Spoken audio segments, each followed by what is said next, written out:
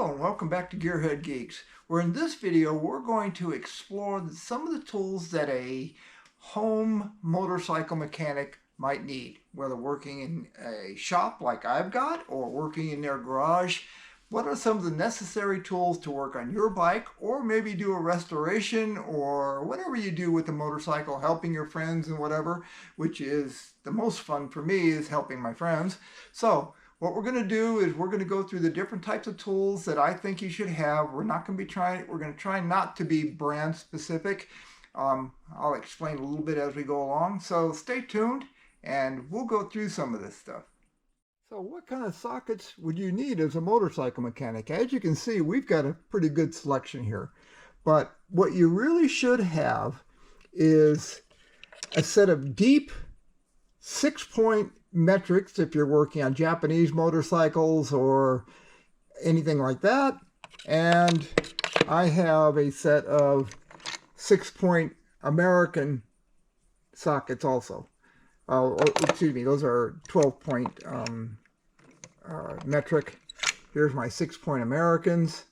And I like to have a whole set of deep from in metric. I like to go from 8 to 19. And usually a 3/8 drive is good. I also like to have a set of shallow 6 points because sometimes you just have to get into things. It's, you know, and maybe on the shallows you could get 12 points in case you need a 12-point socket for something, and then because you don't use the shallows all as much as you use the deep. You can use the deep for most everything. Then on top of that is you got to have some big sockets. Now, on many motorcycles, there are some rather large nuts and bolts on things. So it's usually a good idea to have from 20 to 32. And you don't really need all of those. You know, usually a 32, a 27, a 24, a 22, and a 21 sometimes will get you through what you need. But if you like to build sets, hey, that's great. I also like to have 1/4-inch sockets. I have in American and in metric. I like to have deep sockets. And I also like to have shallow sockets in both American and metric. Having the smaller sizes in 1/4-inch makes it really, really nice. Having a good assortment of sockets is really important. Now, next to most important sockets are your spark plug sockets. And I'm a firm believer in using the magnetic version of them. There's some with the rubber in there, but especially when you've got, you know, some of the more modern engines, when the spark plugs are way down inside, if you're putting the spark plug in, you can't really, the spark plug will get stuck on there. With the magnetic, it won't. You can put your extension on there and it'll pull right off. These are awesome. I don't know, I only know about the snap-ons. I know these are extremely expensive, but there's probably many other brands out there that'll work just fine. Okay, let's talk about ratchets. Oh, I've got a selection of them, but really what I like, my favorite ratchet in all of this stuff, is this guy right here. And what he is basically a 3/8 drive with a 1/4-inch head on it. It is really, really small, and it allows me to get into places on a motorcycle that really, really work well. The way this was done is I took the 1/4-inch snap-on ratchet, and again, you can use whatever. There's a couple brands out there that make these 1/4-inch ratchets, but they also have a rebuild kit for the 3/8. Now, in the long one, they don't have, they only offer it in 1/4-inch. So it's, what you do is you get the shorter version of it. So this is how the 3/8 version comes. It's a very short one. You just take the mechanism out of the 3/8 and put it into the 1/4. And then what I did is on my 1/4-inch ratchet, I bought it. I used I bought the 3/8 version of it, and put the 1/4-inch drive into my quarter. So I just swapped them, and so now I have a nice little short 1/4-inch ratchet, and I have a 3/8 long ratchet, and it worked great. Again, I have more ratchets. I like having an assortment of them, and having one ratchet is great, but if you have a few of them, you can leave it if you're working on something with, you know, maybe some 12s and some 17s and whatnot. You can just grab some different ratchets. You know, you can have one like this, you know, get your regular 3/8 drive. One of my favorites is I have a long version of that. So it gives me some leverage in 3/8. I have a nice big 1/2-inch version of this. And I also have a short version of a 1/2-inch, which is just the same size ratchet with a very small head on it, but it's got a 1/2-inch drive in it. And that makes things handy when you're using some of the bigger sockets. You know, the more the better on ratchets, but you only need one. Just, it's a personal preference of what you like. Get as many as you can afford as you collect them. And when it comes to extensions, the best thing you can do is try and find a set with a little bit of wobble on it. That makes everything so much more accessible. You can get them straight ones if you want, but if you're just going to get one set of extensions, get some with that little beveled head on it. And what it does, let me put a socket on there. And what happens is the socket can move around a little bit, and that gives you some flexibility if you got to get into a place where it's, you know, you got to get at an angle. And then that really makes life easier. And wrenches. Yep.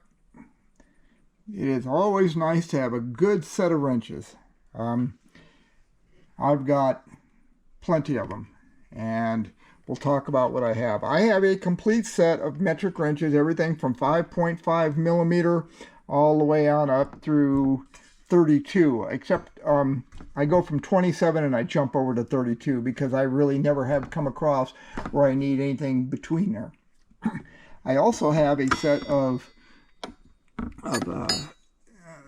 pipe fitting wrenches, and these are really a good thing to have. So again, getting a 10, a 12 is usually a good thing. A lot of fittings on motorcycles are 10s, and if you use these wrenches on those fittings, you don't really want to strip them out. I have a set of swivel end wrenches. These are made by Mac. They're no longer available, but these swivel end wrenches are really, really, really handy in getting into places. You can get in at strange angles, and they really, really work well. The secret to wrenches is what you want is a very small head. You want your wrench as thin as possible, especially when working on motorcycles. Remember, you're never going to be putting a wrench to the extreme test of breaking a wrench. Strength in a wrench for a motorcycle mechanic is really not what you need to be thinking about. What you need to be thinking about is how well the wrench fits into places. And you can see I've got my 32 millimeter wrenches here. I have some, this is something that most people don't need. These are Whitworth British stuff. I have a nice long set of ratcheting and wrenches where I can get into things. And a lot of times this is just, I bought these to work on cars. And then, so end wrenches, get yourself as many as you can. Get the best quality that you can. If you like Craftsman, get Craftsman, whatever you like. Just get ones that you can afford that you think are practical. And pliers. This is one thing I think that the more you have, the more different types you have, the easier it is for you to be able to get your job done. But as far as a necessity, in my opinion, you need a really good pair of diagonal wire cutters. These diagonal wire cutters have been around with me for almost 50 years, and you can hold them up to the light and they won't show any light through. This is a good pair of snap-ons. I'm sure there's many other brands. Clip-X, all the other brands do very, very well. A good set of needle nose. Let's walk over here. I have another set. And these are my favorite pliers. Come back over. I have just recently got these, and I use these for almost everything. They are a needle nose, but they have a very, very, they're not needle per se. They're really, really close to being needle nose, but these things grip onto everything. If you want to do a pair of circlips, you want to do anything, they're great. And on top of that, they're adjustable. I'm going to do this with one hand, but now you have something with where your jaws are more parallel. So if you need to grab onto a spacer or something like that, they are great. If I were to get any kind of pliers, now I would be getting a set of these. These guys are just fantastic. Look at the width on that you can get in parallel. So you need to pull on something, it really, really works well. Snap-on makes a 7-inch, this is a 9-inch version. They make a 7-inch version, which I am going to invest in. Trying to do that with one hand's no fun. But anyway, Icon makes a direct copy of these. You can barely tell them apart. I don't know how good they are. I can't comment on them, but they do make one, and they are about, I don't know, probably 30% cheaper than these. That's up to you. But these are my favorite pliers at this point. So anyway, that's one set. I like to have a good pair of dikes. Those are a good pair of needle nose. I like having a pair of duckbill pliers. These are really, really useful for many, many things. They really, really work well for a variety of things. You need to bend something or do something, or a little bracket gets bent. These are the guys to have. And, just a regular pair of pliers. Just regular pliers, whatever you like. I like high quality ones because the jaws last longer. Again, I bought these maybe 40, 50 years ago, and they're like new. And I use them a lot, And of course, you can always have, get yourself a good set of channel lock type pliers, whichever you like, whatever kind of handles you like. If you like crescent, if you like channel lock, whatever, get a decent set. They're always good to have. And I like having a small set. These are always really, really useful, especially when you're working on motorcycles, when you need to get in really, really tight places.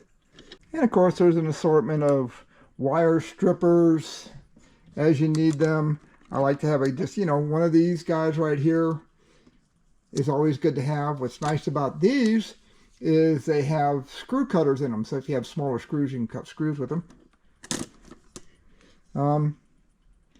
Again, and then of course you've got circlip pliers. These are replaceable head circlip pliers, which work fairly well. If you just want to get one set, you can get a set with replaceable heads, get an inner and an outer. Or you can go on ahead and get, some more dedicated ones that are just have the right ends on them. Sometimes that's what you need. I like having a good selection, to be honest with you. It works better for me. One of the things that is different about the way I do things is I used to be a professional motorcycle mechanic. And when I was, time is money. So having all these extra tools really made it nice for that. So I am not a big believer in adjustable wrenches, but you do have to have them. I don't like to use them on regular nuts and bolts, but there are times when you just need one. And a big one, now this is a 12-inch Mac, and the reason I like this one a lot is because of this end.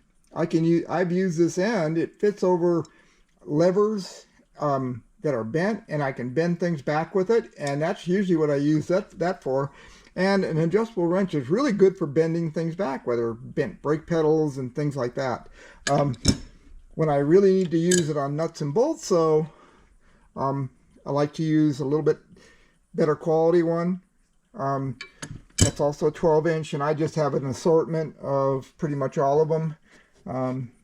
That's that. And locking pliers. As you can see, I have a whole assortment of them, and I'm going to give you the advice that I can best give you. Get decent quality ones. It has nothing to do with the jaws so much as it has to do with, like, these are made in Taiwan, and they are pure D unadulterated junk. The jaws slip left and right. They don't clamp down on things. They don't stay latched. They're just horrible. Get better quality ones. Husky, Milwaukee, all the different brands, they all make fairly good ones, but don't get too cheap on these. To be honest with you, the ones I like the best are vice grips. They are the best I've seen so far. I'm sure there are other ones that are out there, but as far as my experience is concerned, I've had nothing but great luck with vice grips. Plain old, run-of-the-mill, made in USA vice grips, and they just work. This particular set is for, and this is not a, again, it's made in Taiwan, but it's a little bit different. It's made for oil filters, and sometimes this thing is the tool to have. This is a fairly good one. It works well. This this set here, whatever it is, I use them for welding and things like that. They are junk. They are just terrible. So be aware. And hacksaws. I've got a selection of them. The types of hacksaw that I use are basically what they call high tension. And if you are looking to buy a hacksaw, you don't already have one. Yeah, there's all those hacksaws that look kind of like this. This is a little small guy. But if you can get your hands on a high tension hacksaw, they are so much better to use. The blade is really, really under a lot of pressure, and so when you go to push on something, there's no flexing in it, and it starts so much easier. So just be aware of that. Punches and chisels. You really don't need to get nuts on these. You can just go out and buy any set from whatever. This particular set I bought, again, probably 45, 50 years ago. And yeah, it's an expensive set. It was expensive at the time, but they've served me very, very well. But you can just go out and get yourself get a good sharp chisel. You know, something about 6 inches long is good. That works out pretty well. You know, get a nice tapered punch, and you know, kind of get a collection of them going, because you'd be surprised when you need just the different types. One of the things that you should have is a good compression gauge. This particular one has some different fittings on it, and I think they're all, you know, they don't need to be super accurate. If they're off a couple pounds, who cares? You're trying to get and find out if your engine has compression. You know, I mean, a lot of people are sweat over, oh yeah, it's you know, it's supposed to be 150 pounds and I got 145. That changes with just the temperature of the room, or the temperature of the piston, or whatever. How much oil has been swept up, so don't get too nuts about it, but have a decent compression gauge so you can get a job done. At least you know what's going on with it. Gasket scrapers. Well, as you can see, I've got a whole selection. I've got some of these, just regular whatever. I have this particular one, which is a very heavy, thick scraper. And it's designed to be a gasket scraper, and it has served me well for 50 years. This is a snap-on, and it has been really, really good. It's been sharpened many, many, many times, you know, and I've got some long scrapers where I can get into things and whatnot. But here's a new set and these aren't snap-on or whatever, they're just a generic brand. But they got a carbide end on them, and they're square in the end. And these babies work. I mean, you can just kind of just lay it on the gasket surface and it will take it off. And the good part is you can use, if you're gentle, you can use them on aluminum really, really well and get those gaskets off. They are great time savers. So remember the carbide tip gasket scraper heads. They are dynamite. And torque wrenches. This is a subject that there's going to be a ton of people telling you different things about them. Basically, all torque wrenches, even from Harbor Freight, will do the job just fine. If you're making your living as a mechanic, then you start looking at the more expensive snap-ons and things like that. So for me, the most versatile I use for many years is this Mac torque wrench. It's 3/8 drive, and it goes from, this is an inch-pound torque wrench. So this goes up to 250 inch-pounds. And then I also had another snap-on foot-pound torque wrench, which is 3/8 drive.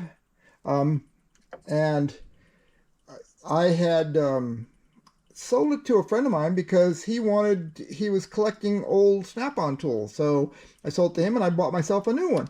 So anyway, this is a newer version of it, and this goes up to 100 foot-pounds.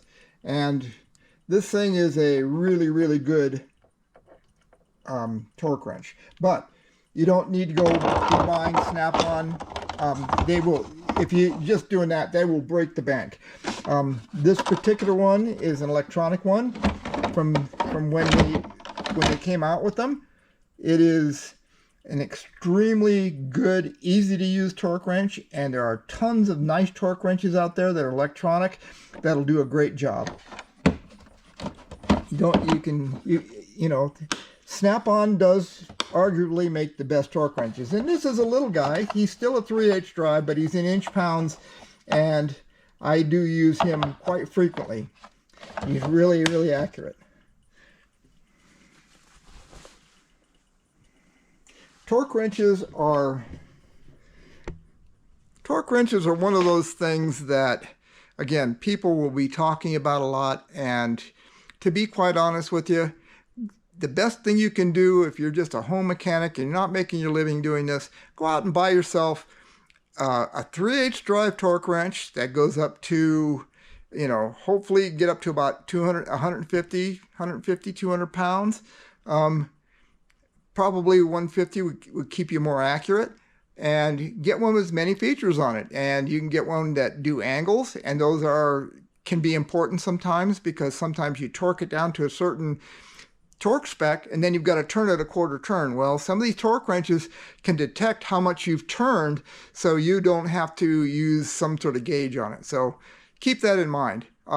There's plenty of good ones out there. And as long as they're semi-certified and you're within a pound or two, hey, go for it.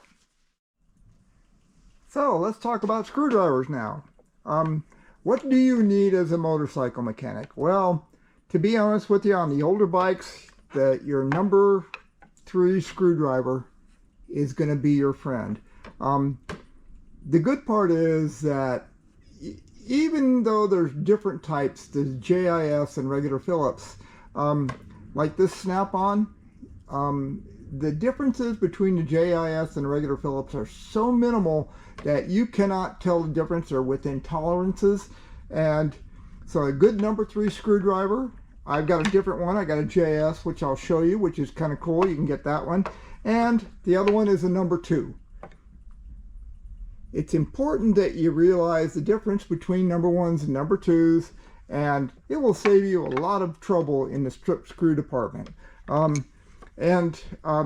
number 1 is used sometimes, so it's not a bad idea to get a number 1, a number 2, and a number 3.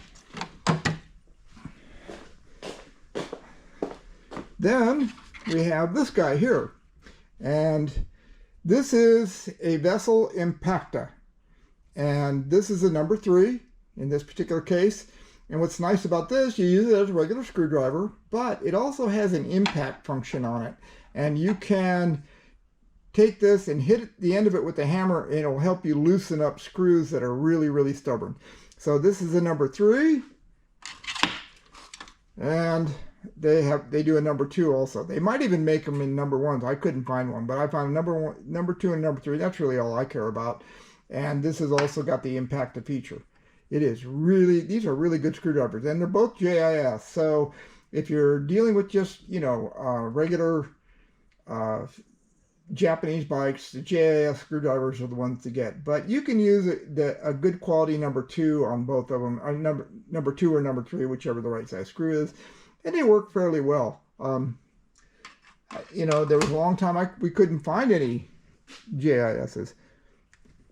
Then when it comes to flat blade screwdrivers, whatever your preference is, you don't need anything special. Just get what you like.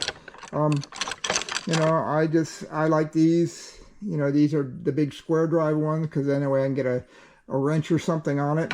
And then I also like, they call these carpenter screwdrivers. Are the round ones. They got a nice small tip on them. They're pretty nice to use. You know, just whatever you like. Although you should get yourself a little tiny one, long. Don't get a short, well, you can get a short one, and you get as many as you want, but the long one's a little more versatile, and this is good for adjusting air screws and things like that. That's what I use this one for. And again, I got some stubbies in there in both Phillips and in regular. Allen wrenches. Well, the best thing you can do is get yourself a good set of ball end Allen wrenches, and that allows it to swivel. This, you know, this is metric, so this goes all the way from 1.5 millimeters up to what looks like 10. And then I've got some American ones doing the same thing. Ball end. These are actual Allen, and when you need an Allen driver like that, this will take care of you. But there is something that's even nicer to use. Now I have a big collection of Allen stuff. I've got all sorts of drivers. I've got these sets. These work extremely well. I like these kind of sets. Then I also have a lot of these. Now, the reason that these are important, these regular drivers, it's 3/8 drive, is when you're disassembling forks, the bolts in the bottom of them can be way up inside, so having a long driver like this really makes sense. I've got all sorts of different sizes. I've got everything from 5 millimeter on up, and again, those are, that's an extra long one, but if you look here, I've got, this is actually a 4, 5, 6, 8, 10, and 12. And then I have American sizes, all the different American sizes through here. And then I've got also a set of Torx drivers like that. But my favorites are these. Ball end, long, snap-on, again, snap-on or whatever brand you like. It's just, but these long ball end Allens are dynamite for working on things. You can get into things and you got plenty of torque on it. These things are great. So I've got a set that goes from 2 millimeters to 10 millimeters. And then I have these guys here, and these are 2 millimeters to 10 millimeters. These are just regular handled. Since I got these, I don't use these very much, but sometimes I need them. These got the American sizes in it, so that's good. And then I've got some others. I always have stuff, you know. But Allen wrenches are a necessity in a lot of places. And having a decent selection and good tools makes a big difference. You don't want to be stripping things out. And yes, hammers. You can, the more the merrier in the way I feel about it. But a good dead blow hammer is really good, especially if you're going to be beating on fins and things like that. You want that soft, but you also want the dead blow feature. There's plenty of manufacturers of these. I've seen Harbor Freight ones that work quite well. So that's a good one to have. I like having an assortment of ball peen hammers. Dead blows are fine. I've also got some different types of dead blow plastic hammers, so that they are, I can hit things and not hurt them. I'm a big believer in that, especially on motorcycles. you don't really need any body hammers that much, you know, but like this little tiny ball peen, I use this guy all the time for straightening out little metal pieces and things like that, and repairing screws and whatnot. They work great. And then if I'm splitting cases on motorcycles, I like having a hard plastic hammer. It delivers a very sharp blow like a metal hammer without the destruction.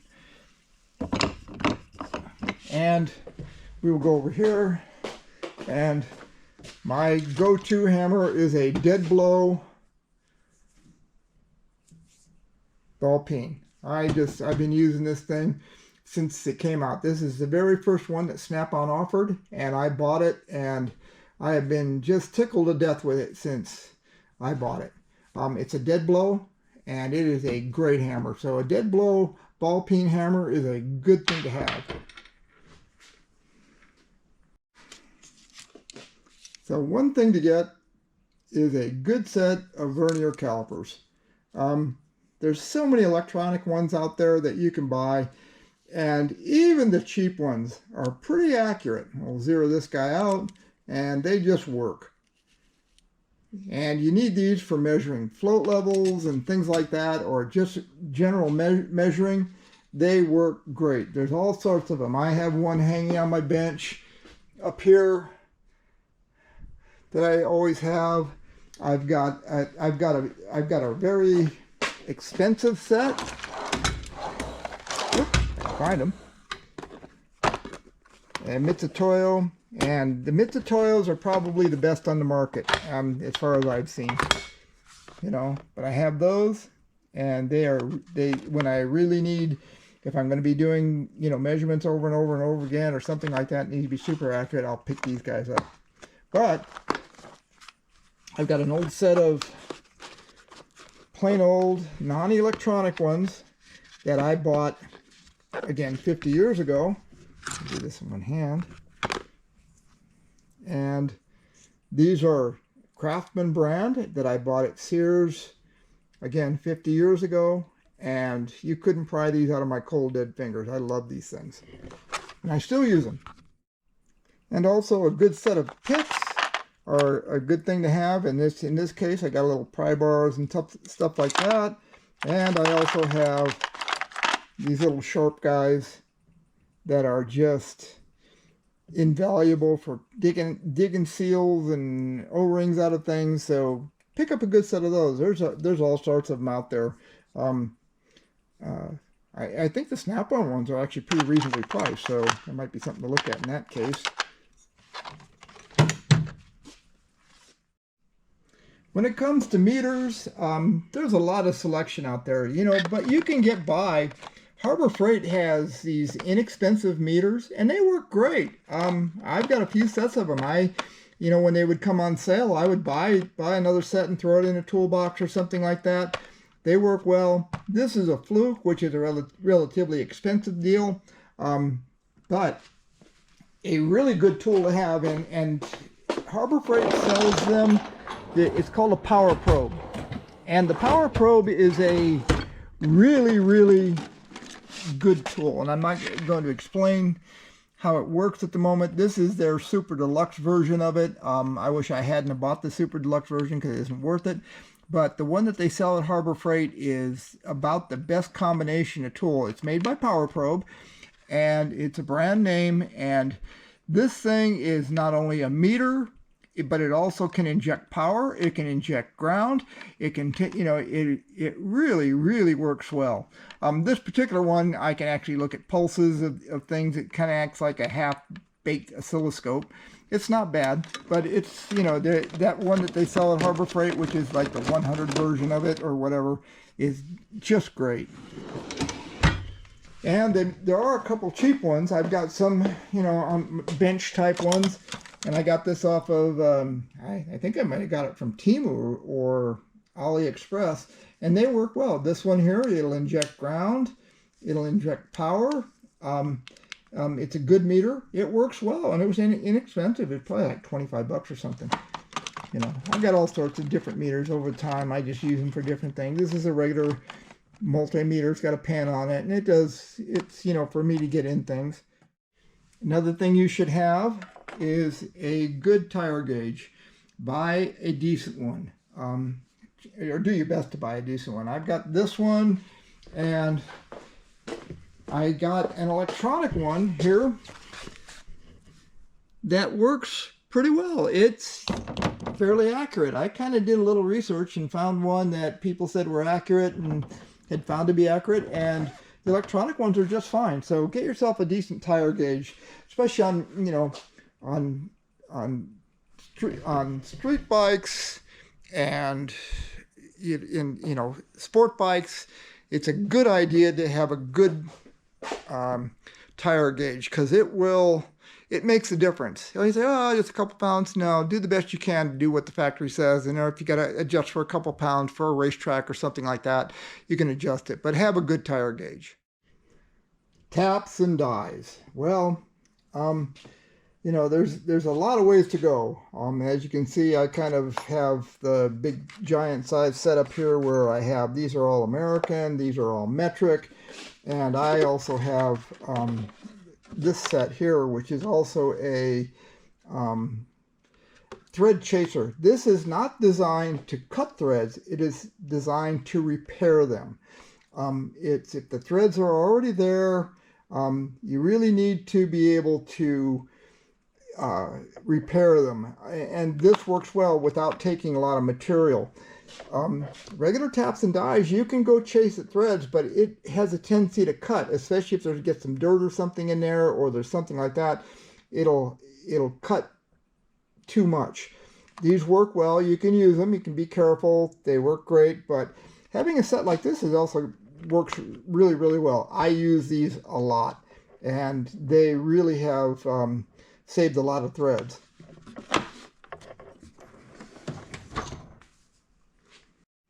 Drill bits, and more drill bits. I'm a firm believer in getting these bigger sets. These are like 119 piece or whatever they are. This particular set is cobalt. I like cobalt drip bits because they're a lot harder and they don't dull very quickly. I'm fairly good at sharpening bits, but these work really well. But I also have another set of titanium bits over here, so whatever I need. But, you know, and these are broken, you know, so they do break. I also like having a set that just have the square or the hex drive in the bottom of the regular, and I can put these into the drill without having to, you know, use a regular chuck. They work pretty well. So drill bits are a good thing. I got, you know, more, and then one thing that is probably a really worthwhile investment is getting some left-hand drill bits. Why you want left-hand drill bits, if you get a broken off screw or a bolt or something like that and you drill them and you're using a left-hand drill bit, sometimes the drill will actually grab and back the screw right out. It's happened to me dozens of times. Even like this screw extractor drill bit set, it's got the extractors in it, but they're all left-hand drills. Awesome. They really, really work well. Okay, so let's talk about power tools. And as you can see, my collection is mostly air. I came from an era before there were battery-powered tools out there. There were actually just almost none. Matter of fact, there were none. So I came from an era of air-powered tools. So the thing that you should have in your shop is like a 1/2-inch impact, whether it be air or battery-powered. I like to have this guy here. This is a very powerful air-powered butterfly impact. It's 3/8 and it will blast off most everything. A good air ratchet is good, or an electric one. I've got an electric one, but those are the main things. And I've got some air powered drills, and one thing that's really, really, really good is an air powered hammer. These things, when you have something crusty that needs to come off, you can chisel it off, you can cut sheet metal with it. You can do all sorts of stuff. Things that just are stubborn, this guy will make short work of. This is a stapler that I use, air-powered stapler for doing seats and stuff like that. Not necessary, but if you're going to be upholstering seats, it's always good to have something like that. So let's go over and look at the electric powered stuff. And I have a little rack here that I've got nothing more than, these are, I'm pretty much a Makita type person because that's just what I got. And this is an electric 3/8 battery powered ratchet, and that's really handy. This is an older drill. Sometimes I need a drill that's got a fair amount of power. This is pretty old, not that great. I have an impact, which is, this is a 12-volt Makita system, and I just put a 3/8 drive on this guy, and I use it for all my sockets and stuff. This gets used almost more than anything. This is my favorite. Then I have a drill with a quarter-inch hex fitting on the end of it, and I like to use, if I need a drill or something like that, I'll just use the quarter-inch hex and plug it in without having to mess with the chuck. It works really well, but it's always good to have one of these drills. And I've got this is a buffer. It's, you don't really need it, mostly for cars. And this is a little circular saw that you don't really need. I cut wood with it for the most part. I've got another circular saw that is kind of dying. It's the old 9-volt system. This is the 12-volt system. And I also have just a battery powered flashlight, a big one. It's not very useful that much anymore. So, and of course you got battery chargers, you know, for the 9-volt and the 12-volt, and then I'm getting some 18-volt stuff. So we'll see. That's what it is for power tools. So one of the things that is really, really handy to have is a MIG welder. And MIG means metal inert gas. And this particular one is a yes welder. It is really versatile. It was inexpensive. They make other ones that do TIG, which is tungsten inert gas. But I have a TIG welder down here that I can weld with, you know, I can weld steel, aluminum, whatever. I've got that all set up. And then, of course, I've got a set of oxyacetylene stuff. But if you're gonna do welding, you can pick up a MIG welder for really, really inexpensive, and it's really a worthwhile thing to do. This is something that is, although it's not hand tools and consider that, especially you know, if you got a small shop, but if you really, really want to get work done and get it done fast, an air compressor is one of the best things you can have. You can fill tires with it, you can run tools with it. Angle grinders, the little air angle grinders, are great for polishing, you know, finishing metal, grinding, doing all the things that you want to do, and they're really inexpensive. One of the most useful power tools you can have is one of these little angle grinders. I got this one set up with the little quick releases on it, so this has got a little flapper disc on it. These are extremely useful. You can clean up welds, you can smooth metal, you can polish metal, you can do all sorts of things with this, and just the only thing you need is a compressor, and you don't need a huge one. You just have to rust sometimes if your compressor is small. But it is great for removing metal. And, you know, I've got all sorts of, this is kind of a mess, but, you know, I got felt pads, I've got scrubbing pads, I've got discs for, you know, just sanding. I've got, you know, then here's another tool. This is a dual action for doing some sanding or polishing, and it's air powered. This whole drawer is just basically those kinds of tools. They work really, really well. Again, I use these angle grinders for almost everything. They're amazing what you can do with those. And here is something that most every motorcycle mechanic needs when they're working on older bikes, Japanese bikes, whatever they are, is a puller set.